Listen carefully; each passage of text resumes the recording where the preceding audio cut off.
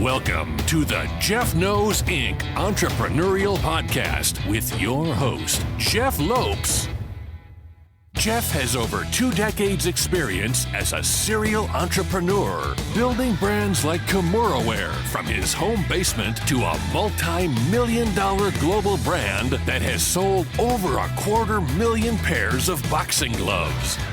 Jeff's here to educate, guide, and drive you on the process of bringing your ideas and dreams to reality with the inspiring stories from some of the top business minds.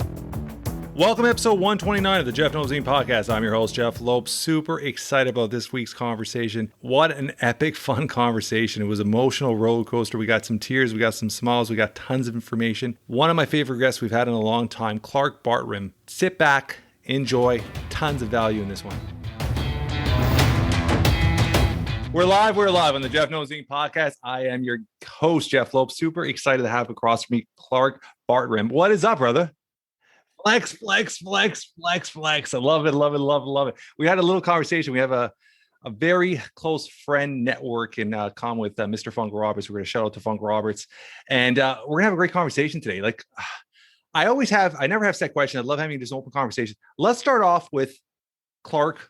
When was the first time you lifted a weight? How old are you? How did you get into it? Let's bring back quite a few years. Okay. So we'll go back to the age of 14 when we had a bull worker. I'm not sure many people will remember what a bull worker is, but if you look it up online, the company still exists. It was a long metal device with handles and a spring on the inside, and you would push it. And then it also had cables that you could curl. Yeah, I have one of those. So we shared one between 4 of us, me, Scott Pizzuti, Tim Gillis, and Eddie Beadle, God rest his soul. And we were trading it around, and we were going to see who could get the biggest biceps. So we had it. We all did 1 week with it. We came back and we met up on the playground of Clarendon Elementary School, where we all went to grade school. And we were doing the flex off. And it came around to me, and I did my bicep. And I've always had a very peaky bicep. And I'll remember it like it was yesterday. They looked at me and laughed and said, "Oh my God, you're deformed. You're this, you're that." And they started calling me these names that we can't say anymore. And I ran home crying. And then I made my way to a YMCA in downtown Canton, Ohio, and I met a man by the name of Henry McGee, and he's still alive, and he still runs a gym today. And I walked in there, and he looked at my bicep. He said, "Listen to me, young man. Someday you can be a champion. Someday that bicep will be an asset to you and not something that you're embarrassed about." Paraphrased, of course. Yeah. But I remember when I started getting into magazines, and the internet started being a thing, I typed in Henry McGee, Canton, Ohio. Sure enough, that guy popped up. I thought, what the heck? I'm going to give him a call. So I phoned him up and I said, "Listen, you're probably not going to remember me, this and that. My name is Clark Bartram." He cut me off. He said, "I remember you. I've been following your career. I'm so proud of you." How's that? That's pretty crazy. Do you still keep in contact with him? I haven't, but I just thought about him recently. I'm going to go back to my hometown, go see my mom, visit some people. And I have every intention of passing by Henry's Dinatorium, House of Muscle, I think it was called, and see this man. He's got to be in his, I was 14. He seemed like he was, he was probably in his 20s. So he's in his 70s now, for sure. Yeah, it's amazing how time flies. Yeah. So what was your first venture into actually personal training or in the fitness industry? When did you go to school? Give me a little rundown when you're in your teens. How did it all come together? United States Marine Corps. I was a guy who didn't do what every other guy did. Typically, guys would go to chow and hit the rack. Yeah. So we would go eat, and then they would go to sleep for whatever time was remaining during our lunch break. And instead of doing that, I decided to go off and just exercise because I was always a physical guy and always loved that sort of thing. So I didn't even really know what I was doing necessarily. I would do 20 pull-ups, 20 push-ups, 19 pull-ups all the way down, descending down to 1. And I remember my commanding officer came to me and he said, "Bartram, listen, we got 2 fat bodies that are going to get kicked out of the Marine Corps if they don't meet the height weight requirement," which is really outdated. Yeah, crazy. Yeah. And he said, "I need you to work with these guys." And I'm like, "Yes, sir." And I did that, and they ended up staying in because I was able to just show them what I was doing. And I realized at that point, personal training wasn't so much about what you know, but how you can connect with people. That's what makes Funk Roberts so great. I mean, he's a knowledge encyclopedia, but he's also a person who can connect with humans on a very deep and intimate level that pulls things out of them that they could not pull out themselves, or maybe someone else who's got just a head knowledge. Yeah, I always say he's authentic. And I think that's such a powerful thing being nowadays, right? Yeah, that's what drives my business, authenticity. Yeah. So how many years did you serve? I was just 3 years. I had every intention of staying in, but I didn't kiss anyone's ass. I wasn't a guy that did that. I believe that you earn advancement based on your hard work and merit and your ability to perform the task that's given, not going up and brown nosing somebody. So because I refused to do that, and because that's how the Marine Corps operated at that time, I went to my career planner and I said, hey, listen, I want to stay in. I want to go on the drill field to be a drill instructor. And I would have been a damn good one. I had a career path laid out in my brain, what I wanted to do. But when they said, no, we're not going to promote you until you re-enlist. And I said, well, re-enlist and I'll promote me and I'll re-enlist, because there was a bonus at play that would have changed my life at the age of 20, because I went in when I was 17. So you're very, very young. Yeah. I had to get my parents to sign for me. Yeah. So how were your parents when you wanted to go in? I mean, some parents are sometimes reluctant. How did they feel about you signing up at that age? I had one of each. My mom was like, spread your wings. Your room is gone. You can sleep on the couch when you come home. That's it. Good luck. You know what I mean? And she said, don't. See, I would have thought it'd be the opposite there. No, man. And my dad fought it tooth and nail. He's like, what? I thought you wanted to do this and that. And I had these dreams of being a dentist. He had dreams of me playing football at Ohio State. And, none of that ever was going to happen. So I just said, this is what I'm going to do. You can either sign the documents now, or I'm going to go in the day I turn 18. So reluctantly, my dad signed and I went in and I turned 18 in boot camp. I love it. So football, was that something you played through high school? I didn't even play in high school. That's one of my biggest regrets is I didn't play football. And, because I see all your videos now with a football always in your hand, doing these crazy little things now. I love them. It's honestly one of my biggest regrets. In life, it's not the things that we did that we regret. It's the things we didn't do. And I am a great athlete. I'm just going to say it. I can do a lot of stuff. It comes easy to me. As a matter of fact, I was playing football last night with my son's friends, and at 57, I can still run around kids half my age. But, it just wasn't in the cards for me. I had bad knees in high school. That was really what it is. It wasn't Osgood Slaughter's, but my situation was my quadriceps were overdeveloped for the growth platelets in my knees. So at the age of 14, I played football all the way up to high school, but my freshman year at practice, my knees started hurting really bad. To the point where I could barely walk. So my dad took me to the orthopedic surgeon. And at that time, the remedy for that situation was to immobilize you and make your muscles atrophy. So the choice I had was stop playing football or get put in a wheelchair with 2 casts on so my muscles could atrophy and allow my growth platelets to catch up with how quickly my muscles were growing. So I was always kind of predisposed to be a muscular guy. So fast forward, when did you do your first competition? 1988. How old were you? I was 26, and I did it because I had a buddy of mine by the name of Ernie Miller that just stopped in here the other day, and he called me CB. He said, CB, you need to compete in this bodybuilding contest. I'm like, I don't want to look like you guys. You're all big and buff. Girls don't like these big monsters. They like guys just with little abs, a little bit of muscle. He said, no, seriously, you could do really good in bodybuilding. People always saw potential in me, and I was afraid of it, or I didn't want to walk into it. And that's kind of been a theme in my life, in all honesty. But I did it, and I ended up, you have novice and open. And when I got to the show, my friend that was there with me competing, he said, you got to go open. You can win this whole thing. I'm like, what? I've never even done a show. So we were backstage, and what they were using to get vascular was wine. I didn't know what to do. He was like, just drink this wine. So I'm backstage guzzling wine, listening to what everyone's telling me to do. And the guy said, go open. I said, all right. So I went in the open division. I won my weight class. I won the show. And that's how there's a show called The Muscle Mania. It's a big show right now. Yeah. So I believe, here's my belief. I was the Muscle Mania champion in 1988, before Muscle Mania, as everybody listening knows it. 1988 Muscle Mania was an NPC show, and it was put on by a guy here locally. I think it was Jim Kellogg that put it on.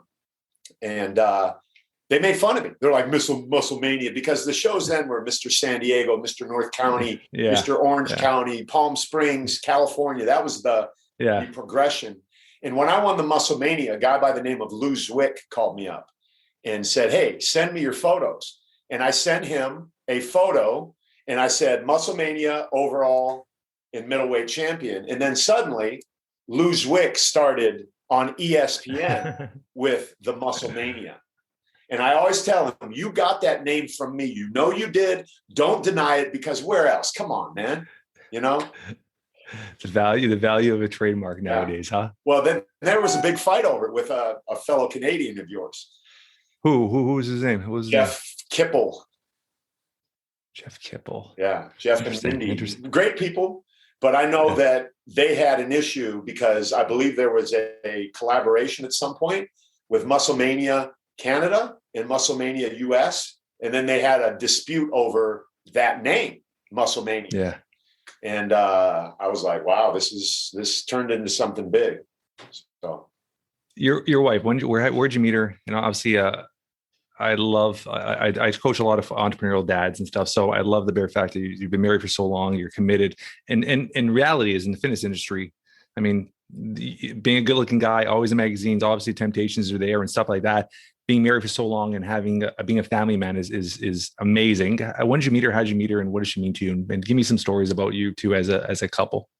Oddly enough, I met her in the gym, and it was,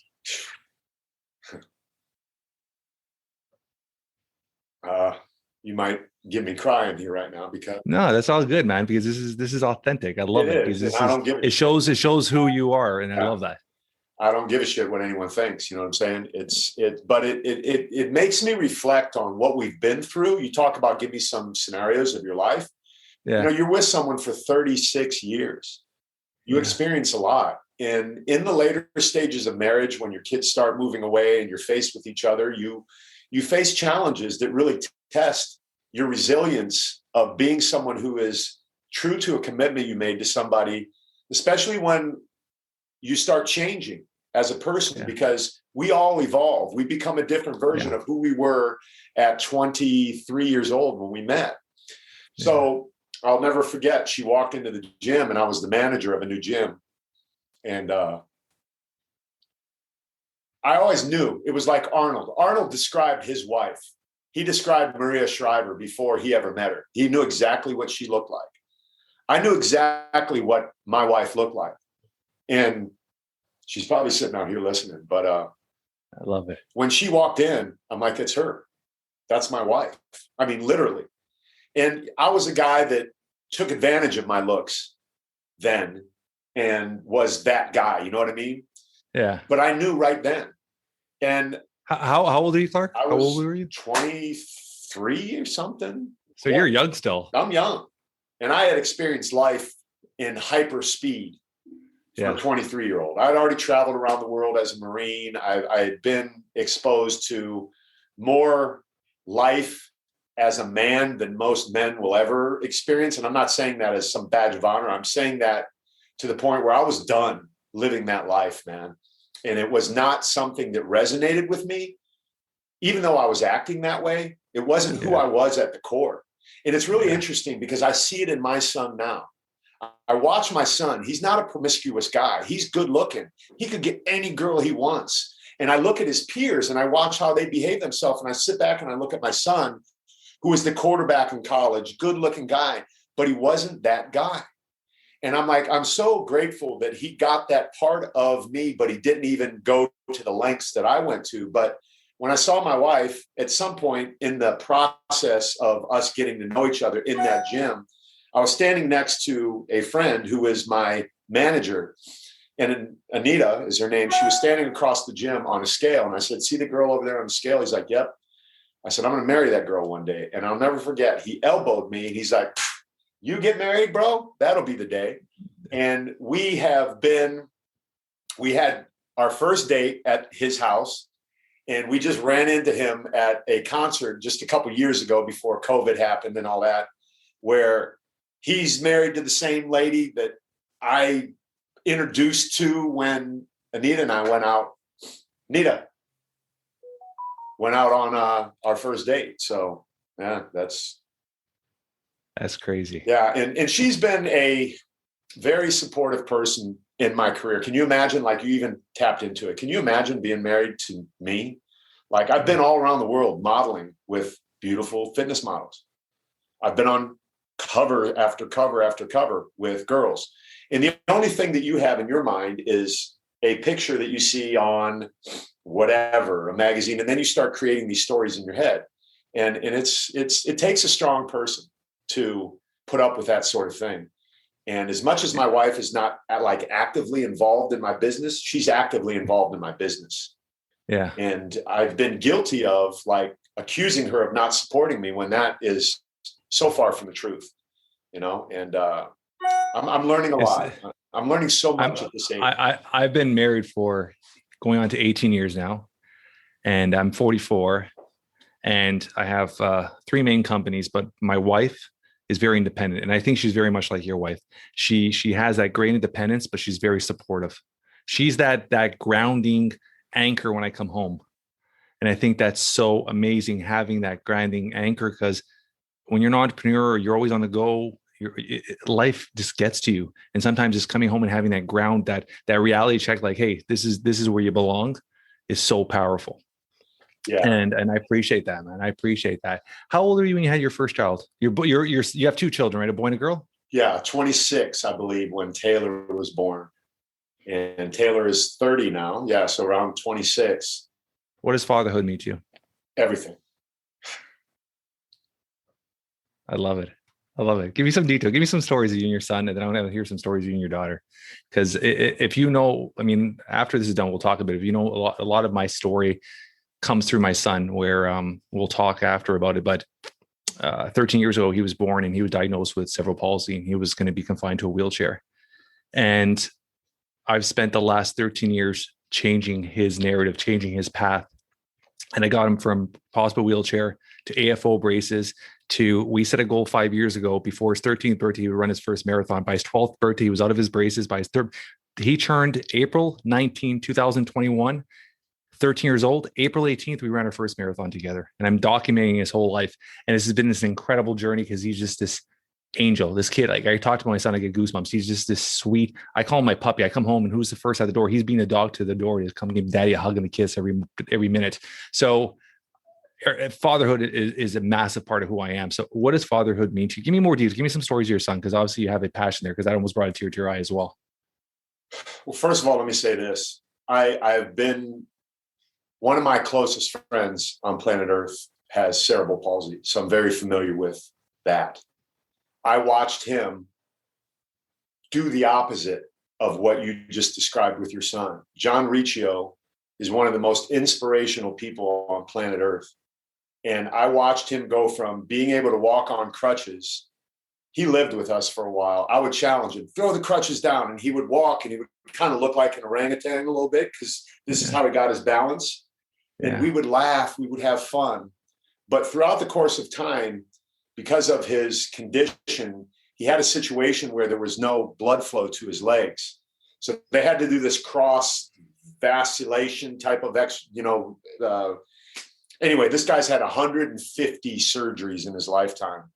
The last 3 took off from his knees down to stop that, from his knees to his thighs, now a total hip articulation. He is a upper body only.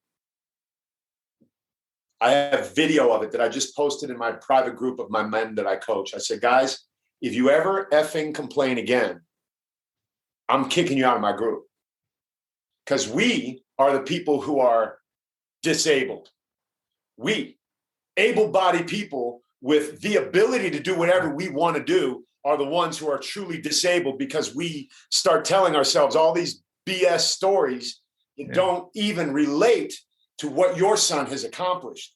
And that to me is phenomenal. I'm going to go do something amazing today with my human body because you just inspired me through your son. So tell your son, thank you for being a champion and rising up and being the guy that motivates a guy who motivates guys, you know? So my kids, I often say I'm a fan of them as humans. I have two amazing humans that are so inspirational, so encouraging. My daughter, Taylor, is an amazing athlete, probably the best athlete in the family. She was a track star in high school. She played volleyball. We bought her a camera for a graduation present. She is using a camera still to make her living. She takes photos of women, boudoir photography, but not perfect women, women who need empowerment. So she uses photography to empower these women who feel fat and ugly and unappreciated and outside of the scope of what our Western culture says is a perfect woman. She is one of the most amazing humans ever. And everything she does, she rises to the top. She did CrossFit. They had her competing in 2 weeks. She did boxing. And she just like, I mean, I'm like, Taylor, how are you so good at everything you do? I'm like, oh, because I am. But that was a little side joke there. But anyway, she's phenomenal. She's coming over today, as a matter of fact, and I can't wait to see her because How old is she? She's 30. Yeah, she's 30. It's crazy how time flies by. Oh, dude, it's unbelievable. It's truly amazing. And it's so crazy how the last 4 to 5 years, I live, and I love you said that before, I live with zero regrets. And I've always done that for the last 4 to 5 years steadily. Like I really focus on it. Time is a currency because, you know, it is when you're young, time's abundance. When you get older, you see your parents getting old, everything starts changing. And I just lost my dad 8 weeks ago. And it's been probably the hardest last 8 weeks of my life. And he was my best friend. I was a 44-year-old that would call my dad 2-3 times a day. I would call my dad every night to say goodnight. That's who I was. And that's our relationship. So to lose him, it was a sudden, unexpected heart attack. Never smoked, never drank, power walked every day. It just happened. And there was no goodbye. So it's been crushing me. Right. But I lived with no regrets with him. So I love that you said with the regrets, because that's the biggest thing is you always hear that people on their deathbed, the regrets of the things they never did, they never tried, they never accomplished. Right. So I love that how you understand that. And as you're looking at your daughter 30, like I look at my daughter just turned 15 and I swear to God, she's a splitting image of what you're saying about your daughter. She's a super athlete. She's the kid that the other day I could run and we're doing sprints and she was just blowing by me already. I'm like, how's this kid doing this shit? And it's funny because both my kids, they don't play video games. They are workout fanatics. I do all the posts. See my storyline? They're the two fighting for the treadmill at home. They're the ones doing the work. They're steadily every day they work out. Like December breaks now and they're like so excited. I left today and they're doing their workouts together and they train together. They work out together, which is amazing. I love that. So let's talk about your son a bit. Yeah. So Mitch, that's my buddy. And much like you and your dad, it's a relationship that both of my kids, their whole entire life, they've never had a day where we haven't prayed for them. From the second they were born to every time I see them, like literally at night, if my son now comes here to spend the night, he'll come in our room and he'll just lay over our bed so we can pray for him. And my daughter too. And it's just such a special thing. And I'm so sorry about your dad because I understand that. And Mitch is a guy who is another person who excels at everything he does, but he does it differently. He gets pissed, he gets frustrated, then he digs in and he figures it out and he gets it done. Then he's over it and he moves on to something else. And tonight, much like you and your dad, we spend so much time together. And I think he's now at a place in his life where he's really beginning to appreciate what I bring to his life. He's selling solar door to door. He came to me about 6 months ago and said, I'm putting a bet on myself. I'm quitting my job. I want to go 100% commission. I'm going to sell solar door to door. And I'm going to be the best this company has ever seen. Well, you know how it is. It's hard. And he went 4 months with no sales and he's out there knocking. And I said, hey, bud. No, he said, hey, you want to go knock with me? And I'm like, let's go. I jumped up, put my pants on. We went out and I am completely different from him. When I play football, I'm yeah. I'm a loud guy. when he plays football, he's a quiet guy, but he still gets the job done. So I approached the doors in the way that I would. And it was so neat because I approached the door and he got the conversation going. And he said, you know what? I'm learning stuff from you already. As a matter of fact, we're going to go back to a house tonight where I approached it for him and I gave him a different look. I said, here's what you should say when you go to the door. I said, hey, did you know there's a screen on your roof up there? Just say that. He's like, I said, Mitch, there's a screen on the roof. If you come in with this pitch, people are instantly going to get that feeling. But if you say, hey, did you know there's a screen on the roof? Watch. Icebreaker. Yeah. Hey, did you know there's a screen on the roof? Oh, yeah, I know. We've been meaning to get that, but it's so hard. And I got busy and this and that and the other thing. You know what else I noticed? You don't have any solar panels up there. Is there any reason why? Has anyone talked to you yet? I'm sure someone's talked to you, right? You know, and boom, he worked that deal. I went back with him. I babysat the kids playing football with them in the front yard so he could close the deal. That's the kind of relationship I have with my kids. If they say, let's go, I'm stopping what I'm doing and I'm getting dressed and I'm going. But I'll tell you a story about my dad. Before you jump into that, yeah. Before you tell me that, I call it, like, I wrote a book called Entrepreneurial Dad. It's back there. And it's called The Yes Factor. Anytime my children ask me to do anything that takes time, it's 100% yes. Everything's dropped. It's yes. Because those are when you build those memories. One day that you're not here any longer, Clark, or I'm not here, those are the memories they remember. Those are the things I think of my dad now. And all I'm constantly doing is trying to build that memory bank. So one day when I'm not here, they'll be able to tell their children those stories. So I love that you're doing, guys. It's not even the lessons, it's the memories you're building with your son that he's never going to forget those moments. So let's go to your dad. Thank you. I just wanted to say that. Yeah, it is true. And that's what I want to do because, you know, I don't have that many with my dad. But our relationship was one of which where my dad was divorced and I was placed in the middle between a mom who literally hated this man because there's a thin line between love and hate. It circles back to that. And I'll make this as quick as possible. As a child, I would be the guy, you tell that rotten motherfucker that he owes child support. You know what I mean? My whole life. So fast forward, join the Marine Corps. I start getting famous in the magazines. I come back home one day, and the story is my dad married my mom's best friend. So there was even more hate. So I'm starting to get famous. I'm sitting there with my mom one morning after I was sleeping on the couch that she said I could sleep on when I joined the Marine Corps. And what are you doing today? Well, I'm going to go see my dad and Judy.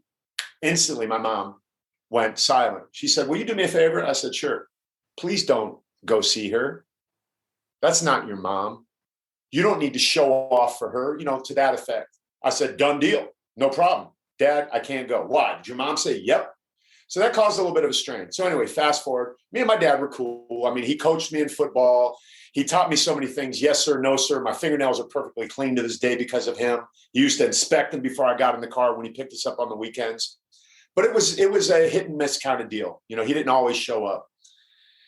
And there were boyfriends in my life with my mom. And it was a mess. That's another one of the reasons I didn't get into football. But so fast forward, 2010, I'm in my driveway. I get a call from my brother. Dad's dying. You need to come home. I book a flight that night. I get back. My dad's in ICU. Judy, the best friend of my wife from forever ago now. This is decades later, right? Yeah. They got divorced when I was 8. So my dad's there with the freaking mask on. I show up. And on the way to the hospital, I'm sitting with my mom. She goes, you're going to see your dad, huh? I said, yeah. She said, I need you to tell him something for me. I'm like, oh, fuck, I got to tell this guy to rot in hell? Come on, man. This is bullshit. She said, tell him I never loved anyone as much as I loved him. So I go to the hospital. Judy, the ex-best friend, is sitting there. My dad, sitting there. Now, I got saved. I was a born-again Christian in 1988. My dad mocked me and made fun of me because he was agnostic, atheist, kind of blended together. I didn't know what he was, but he didn't appreciate what I did with that. So Judy's there, and she's like, Clark, do you mind if I go down and get something to eat? I'm really tired. I've been sitting here all day.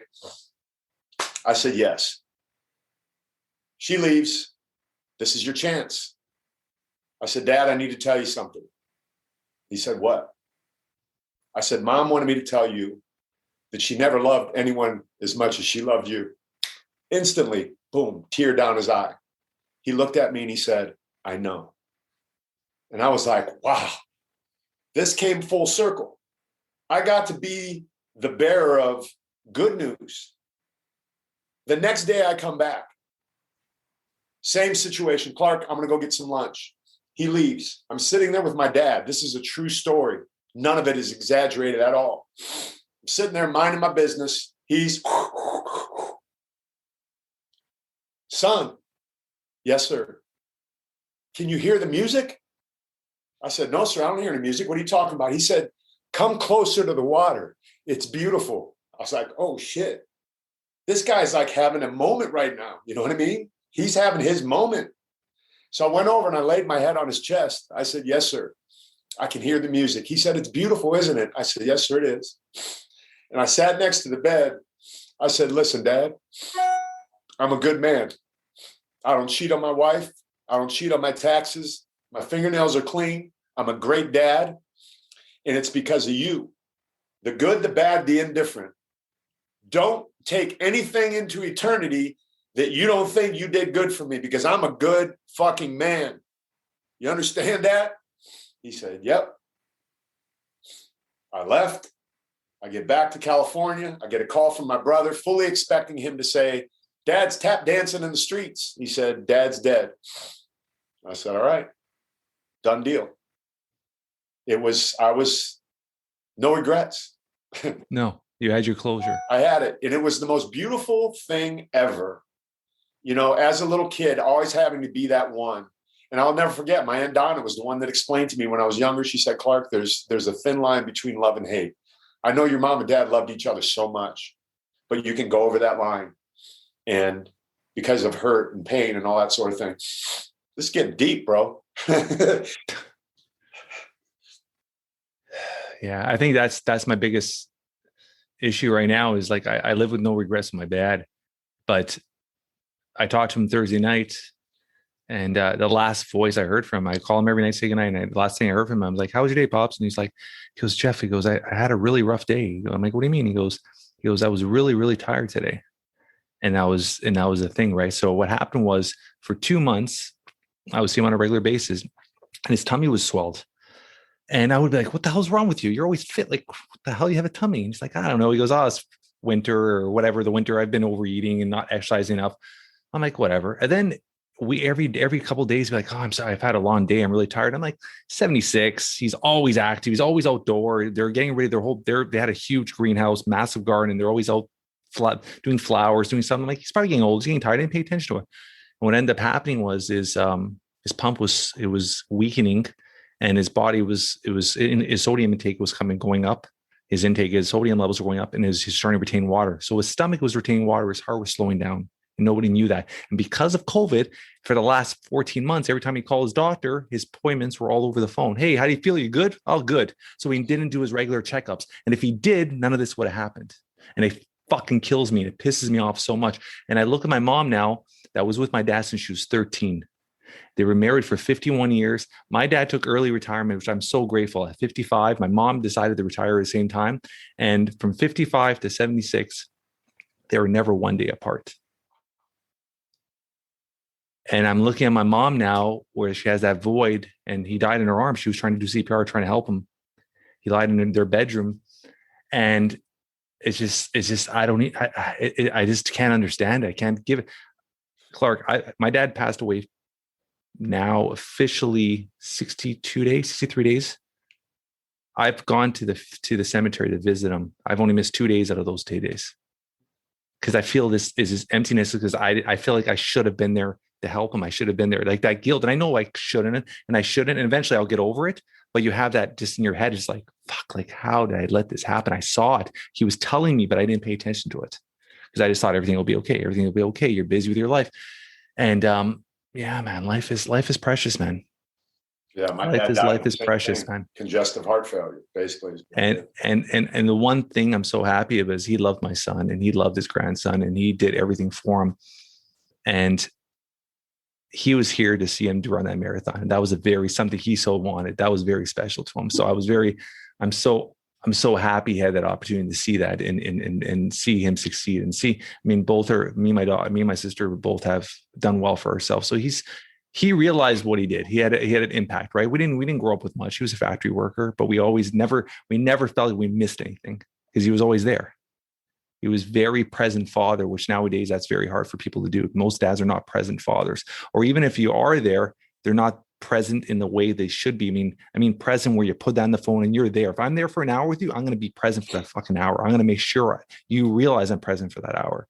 And a lot of guys are not like that. So I love what you're doing with your dad. I mean, and what you did with your dad. I mean, it's just that closure is so special. And this, the way you said it went full circle is, man, I'm holding myself, I'm choking up here. So, man, yeah, this conversation got deep, brother. That's the title of a book, man. Very Present Father. That's a really good title because I spent a lot of time speaking in prisons. And I can tell you, based upon what you just said, that there are a lot of men who are locked up in prison who are more present as a father than men who are in the world, the free world, because they're caught up in corporate America. They're caught up in keeping up with the Joneses. They're caught up in the success of life that they justify and truly believe. And I'm not judging anyone, but we get it twisted and we think I'm doing this for them. Well, yeah. Are you really? You know what I mean? Are you really? Because I got a chapter in my book about that. Okay, there you go. You know, I 1,000% agree with that. I 1,000% agree with that. So let's talk about that. I think it's very powerful. So when did you start going to prisons and helping men and talking to men? When did it all start? Because that's a very powerful thing as well you're doing. I think it was around 96. It was a buddy of mine by the name of James DeMello who was doing it. And then he couldn't one day. He said, "Hey, Clark, you want to go on my behalf and speak in these prisons with this group called Prison Fellowship?" And I'm like, "Ooh, wow. I don't know, man." He's like, "Well, they pay you $300 a day." And I'm like, "Yeah, I'll go." So I went, and it grabbed a hold of my heart instantly because I realized right away that they were most of them, right? There are a lot of men that need to be there, but most of the men in there, in a large part, are there for just making really bad choices and getting caught up in the system. Some were able to get out, some weren't.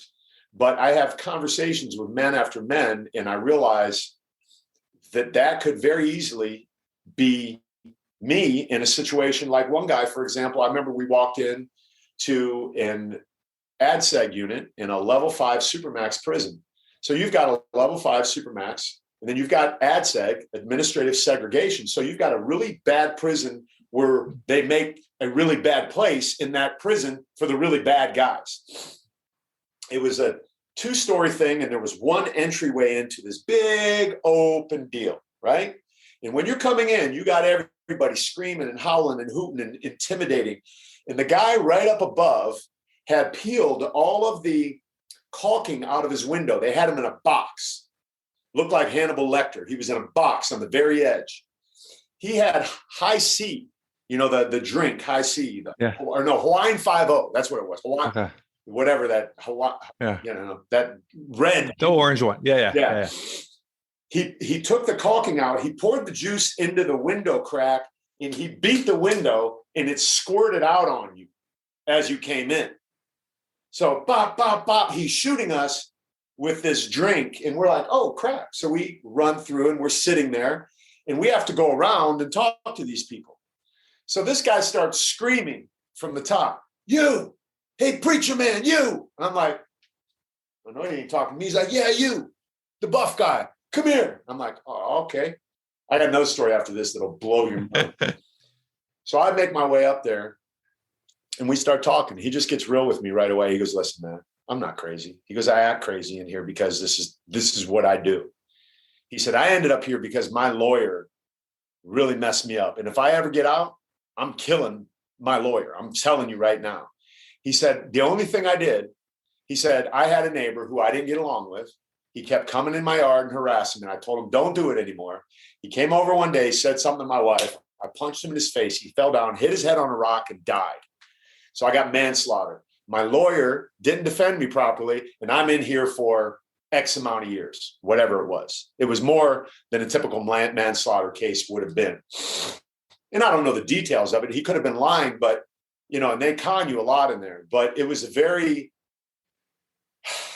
I guess, humbling story in the sense that we could do that. You know, you get angry, you punch someone with no expectation they're going to fall and hit their head and die. Like, you just want to get away from me, you know, whatever. Don't talk to my wife like that. You said that about my son. You know what I mean? And now suddenly we're faced with this more, I guess, heinous situation than otherwise. But yeah. So another one. We're in Arkansas or Alabama or somewhere. I don't know where. And this is when I start really getting featured in magazines and stuff. And part of what I would do is I would go in there and I would talk to these guys. I was on ESPN on Keanu's Flex Appeal, and they would recognize me, and it would be my way in, right? Yeah. I got a lot of stories now that I'm thinking about. So level 5 Supermax, administrative segregation again. We're with the COs, the correctional officers. They're like, hey, the dude down at the end of the row is a complete asshole. You don't need to go down there. He hates everyone, blah, blah, blah. Where do I go? I start going down there. And you never approach the cell, right? Because it's their house. They refer to it as their house. So I would never just walk up to your front door and peek in and say anything. Yeah. So you approach with respect. Distance. Yeah. So I walk past this guy's house, and he's doing push-ups on his bed. He's got his feet up, and he's doing a decline push-up. I walk by, I'm like, hey, man, you cool? You need anything? You want someone to talk to? And he looks at me. He's like, no, man. So he does his push-up. I'm like, all right, no problem. He looks back down, and he looks back up, and he looks back down, and he hops off his bed, and he grabs a magazine that he's doing a routine to. He comes over and goes, is that you, bro? And I'm like, get the hell out of here. It was an 8-page layout, Muscle and Fitness magazine, of a chest workout that this guy was doing in his house in administrative segregation in the middle of nowhere. And who walks up on him? Me. That's crazy, huh? Pretty crazy, right?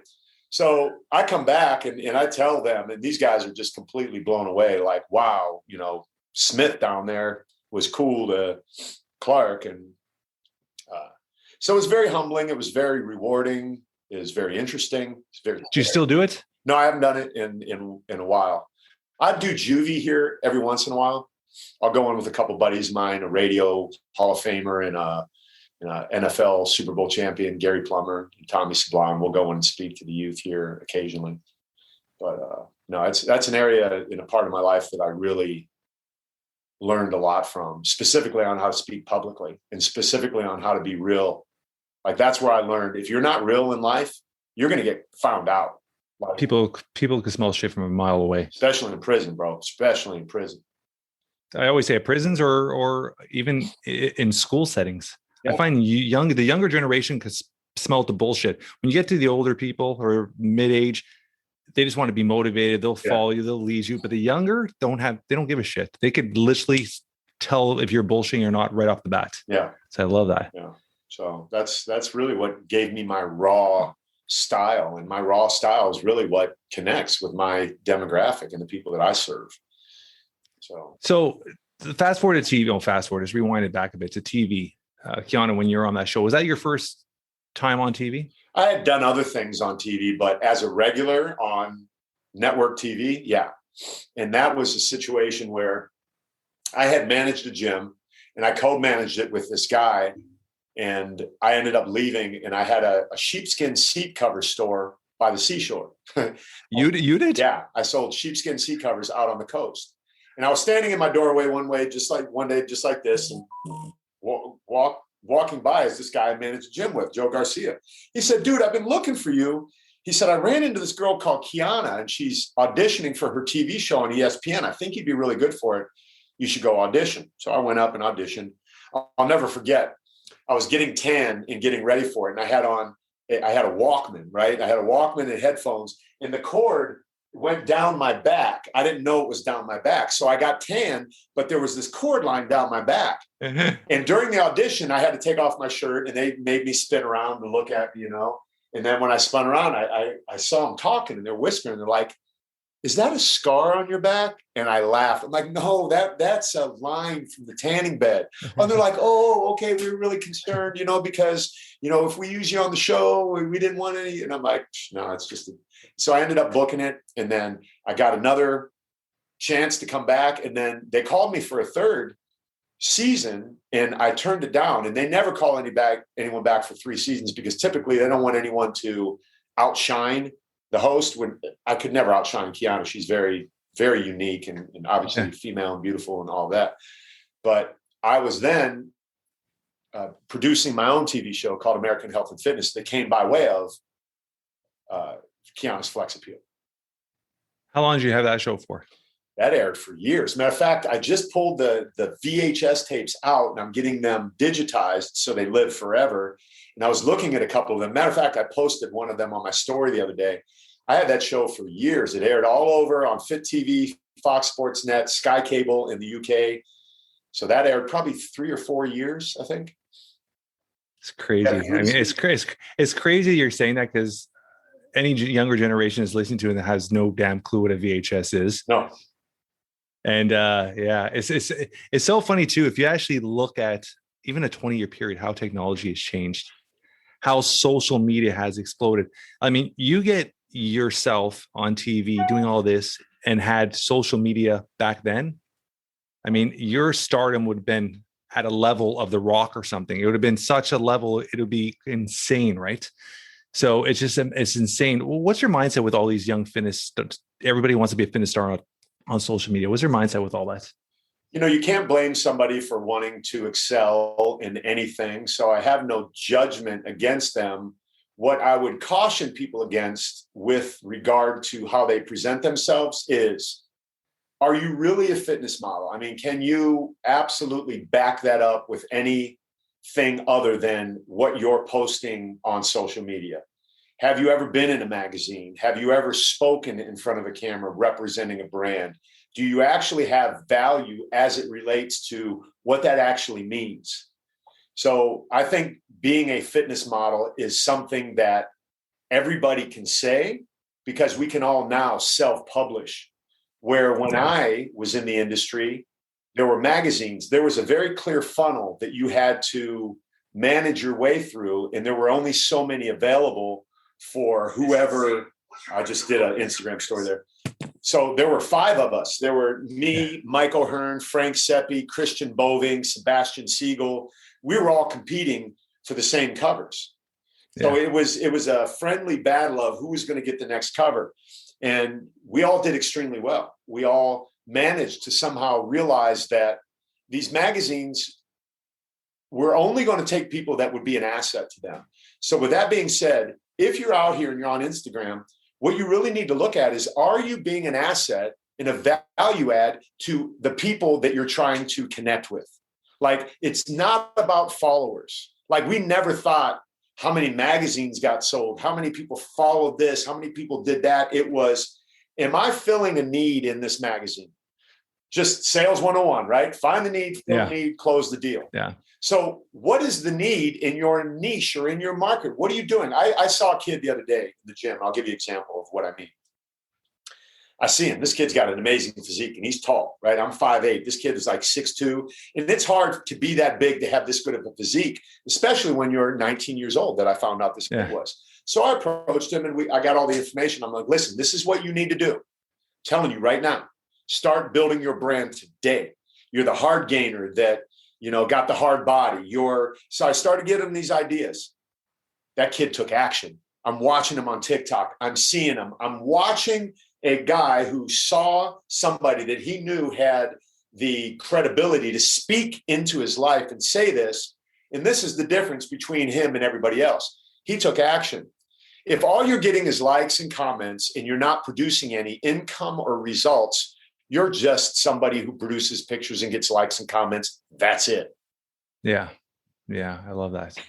I'm going to go one more spot and then I'm going to ask you a question at the end, but acting.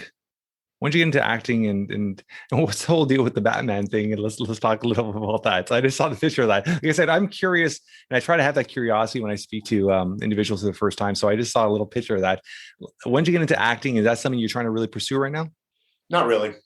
It's not my. It's more for fun. Yeah. My passion is I'm a servant leader. I was put on this earth to help men over 50 live in their healthiest body. The Batman movie came purely, I think it was fate now that I look back on it. So the story is Sandy Calora, the guy who produced this, was producing this Batman short film, which was one of the first viral videos on YouTube, by the way.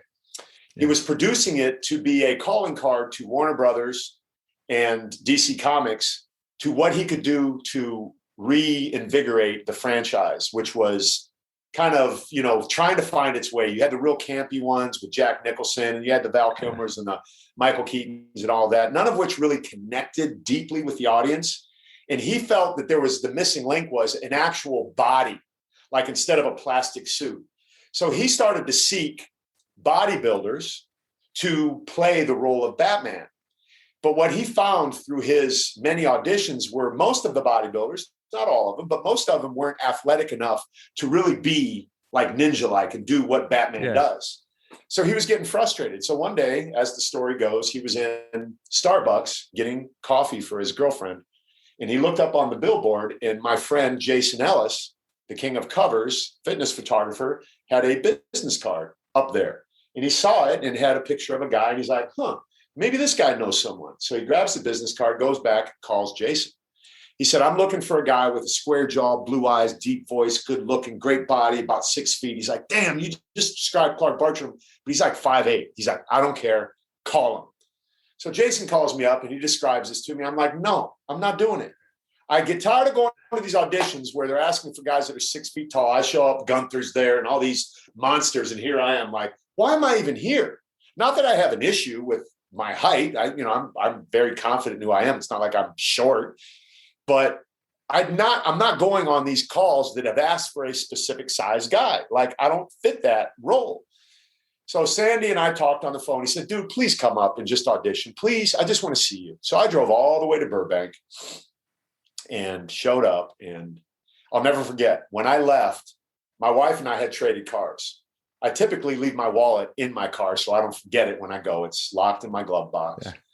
So I'm driving away in her car and I get halfway up and I realize, I don't have enough gas to get back and I don't have my wallet and I don't have any cash. I'm going to be stuck. So I get to Burbank. I do the audition. I knock it out of the park. At the end, I asked Sandy, I said, are we done? He's like, yeah. I said, I got a question. I said, can I borrow $20 to get home? He's like, are you serious right now? I'm like, yeah. So he pulls out $20. I snatch it out of his hand. I said, I'll give you 40 back tomorrow. So I take the $20, I go home. Years later, after Batman blew up and it became this big thing, he says, dude, I got to ask you a question, man. It's been bugging me forever. Did you really need $20 or was this some actor thing you did to get me to remember you? I'm like, no, dude, I needed $20 because I wasn't going to be able to get home. He's like, whatever it was, you absolutely, I'm looking at some Batman stuff right here. I'll show you right now. You absolutely got me to remember you. Love it. Love it. So that is me. There's only 10 of these. That's me. That's me. Yeah. So. Very cool. Yeah. Let's dive quickly into let's one more thing and then I'll ask you a last question. Let's dive quickly into your companies now. Yeah. Nano Test. Let's talk about that for a bit, and then your other company as well. What you're doing with Men Over 50. Let's talk of those two quickly. Let's dive into what you're up to now. So Nano Test and Men Over 50 are the same thing. They are? Okay. Yeah. So it's really interesting because my entire life, my kids would ask me, Dada, what do you do? My kids still call me Dada to this day. Love it. I love it. It just brings so much joy to my heart. Dada, what do you do? I never really had an answer because I never really knew what I did. Right. I was in the fitness industry and I always figured out how to make money. I'm on TV. I'm on a magazine. I do this, I do that. I would just, it's like manna from heaven. I would just get money per gig. So I never really had like a job or anything that I could say, this is what I do. All they knew is there were covers. They would be on movie sets. They would be on TV shows. So they had a very different childhood growing up. But now I've clearly defined what I do. If you say, Clark, what do you do? I would say, my name is Clark Bartram. I help men over 50 live in their healthiest body. And I do that with 5 lifestyle principles that I teach every guy: mindset, meals, movement, community, and supplementation. And I drive that into their brains and I help them understand that mindset is the single most important key to anything. I used to say nutrition, but if you don't have your mindset to eat right, nutrition is nothing. Yeah. You know what I mean? And then movement is like exercise is only movement. It's how we move. And if we move differently than we did yesterday or today than we did yesterday, your body's going to adapt and get better. It's that simple. Community is vital. It's absolutely vital. I have a group of 11,000 men. We're probably going to hit 11,000 today or tomorrow. And most of those came through TikTok of all places, oddly enough. Because I was listening to a social media coach guy today, and he was saying, yeah, TikTok's not the way to go. I'm like, you're 100% wrong, bro. There are 50-year-old men on TikTok. They're probably looking at, 23-year-old girls' asses, but that's fine. They're still there. You know what I'm saying? Yeah. And when a guy like me pops in and says, hey, I got a free coaching group, bro. Come and do this. And then all those football tricks and stuff I'm doing are just, attention getters. They're pattern disruptors and all of that sort of stuff. But I bring them into this coaching group, and I never, ever, ever charge a penny to coach these guys. And I never, ever, ever require that they use my supplement Nano test right here. And after having been involved in this industry in a very deep level, I saw some things that I told myself based upon what my dad taught me. He said, son, if anyone ever gives you $10 to do a job, you better give $20 back in your effort. Do you understand me, boy? Yes, sir. That's how I do my business. My dad and your dad still lives in you. That's how you honor your dad. That's how you continue the legacy. You take the damn lessons you learned from him working in the freaking mills and working hard every day. Son, you get up every day and you work and you do your job great. You come home at night. That's the stuff your dad taught you. That's how you honor him, man. And that's what I'm doing. And I never require that anyone buys this. But what I did was created the world's greatest natural testosterone booster, because most people out there are fairy dusting ingredients into products so they can put it in a proprietary blend, and it doesn't work. And a lot of guys will say, oh, you can't boost your testosterone naturally. Are you kidding me? How stupid are you? Are you really smarter than how awesome the human body is and what it can do? Anyone that tells me that, I don't care if it's a doctor, a researcher, a scientist, if he says you can't boost your testosterone naturally, I'll argue that till the freaking cows come home. I don't know what that means, but you know what I'm saying? So it's really comes back to the mindset thing. And so you can see you just got me fired up, because this is what I freaking live for. I love it. And I got guys, brother, that are changing their lives, man. Their marriages are getting better, their attitudes, their confidence. So when guys come to me and say, hey, I want to get 6-pack abs, I'm like, wrong guy. Go see Mike O'Hearn. That's what he does. And no, I'm not saying, I just don't focus on that. I want to help men. So here's what Funk taught me. Funk said, Clark, you got to give them a pathway that goes for a year, 2 years, 3 years. Maybe you taught him that. So I am now listening to what Funk Roberts told me. And I have an app where we have, you could do the 60-day solution. Then you do the 90-day blitz. Then you do the next phase and you do the next phase. And Funk calls it becoming an alpha male. Yeah. To me, what has happened, unfortunately, and I understand where he's coming from. He doesn't mean it in the way the world hears it, takes it. Yeah. Right. So I'm referring to it as become a maximized man. Become a man who is better in every part of your life. Be a better dad, be a better husband, be a better boss, be a better employee, be a better stay-at-home, whatever you do. And if you say, I can't get any better, I don't want you in my group, or you need to be in my group. You know what I'm saying? Yeah. So my guys are bought in, brother. They're bought in and lives are being changed. I got guys on my Zoom calls or when I go live that are cross-country truckers that pull their truck over, get up on the top of a mountain so they can get reception so they can be on the call. Love it. It's amazing. I'm like, how do you get a grown man who's set in his ways to stop and listen to you? And the answer is you be the example. You be the one that gets out there and does it. You live the life. You have abs at freaking 57. You can show now. You know what I mean? You don't be the guy that I used to be on fitness covers. I'm on freaking covers right now, today, still at 57. They're still putting me on covers. So I'm not living on past success. Oh, man, come on. I love your energy, buddy. Bro, you got me fired up. I got to go do something now. Anyway, I had to put that away. Oh, I love it. I'm going to ask you one more question. Okay. This comes full circle to our conversation today. If something were to happen to you today In a few words, how would you want to be remembered, described by your loved ones? Clark Bartram loved people. Simple and sweet. Yeah. Love it, love it, love it. How can our audience get a hold of you?